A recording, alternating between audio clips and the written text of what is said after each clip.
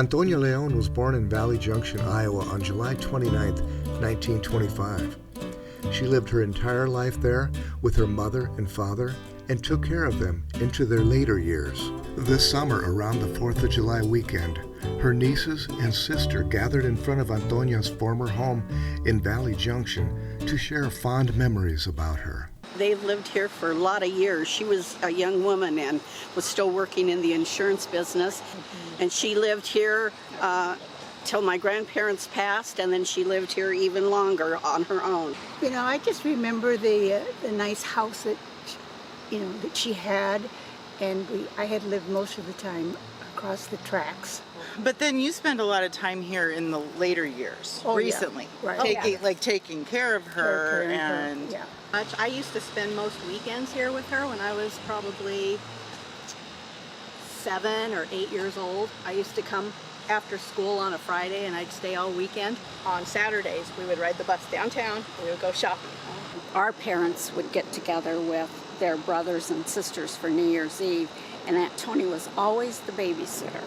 So we spent just about every New Year's Eve at her house, and she would have drinks and snacks and just everything, and she kept us all entertained. Tony had been living in an assisted living facility due to a dementia diagnosis. In the spring of last year, she hadn't been feeling well.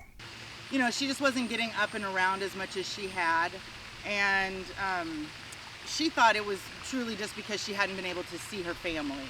So they took her by ambulance from Martina Place in Johnston, and we weren't allowed in, of course, to even the emergency room at that point. It was just so early in the pandemic. So we didn't see her since March 11th. We just were, at home and just waiting for information from Michaela, and we were just helpless. We finally set up a Zoom call with the hospital so that my mother, her sister, could see her at least and try to talk with her. We did speak with her on the phone a couple times. Well, to her, family meant everything, and not to be able to be by her side and to watch her pass peacefully was just heartbreaking.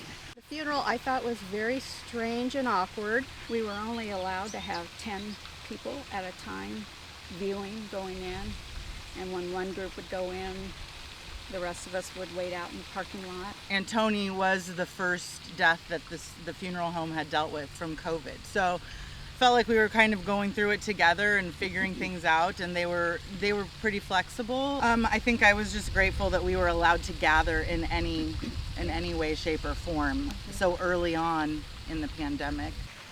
She was a great sister, and she gave all she could to my mom and dad and to everybody in the family. She was the matriarch of the family after mom and dad left. She did a lot of good things for everyone in the family and around her.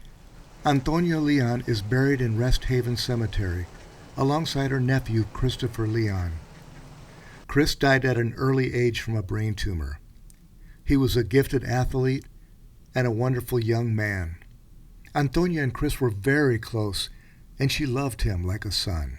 Christopher was very special, and he died too young, and she always wanted to be near him, so they're buried together. She was strong. She used to go out and weed her cilantro, and she'd be out there trying to do this and that, and when she was in her house, but I believe that if COVID hadn't taken her, she'd still be with us today. And she would have been 96 yesterday. Yesterday was her birthday. Yep.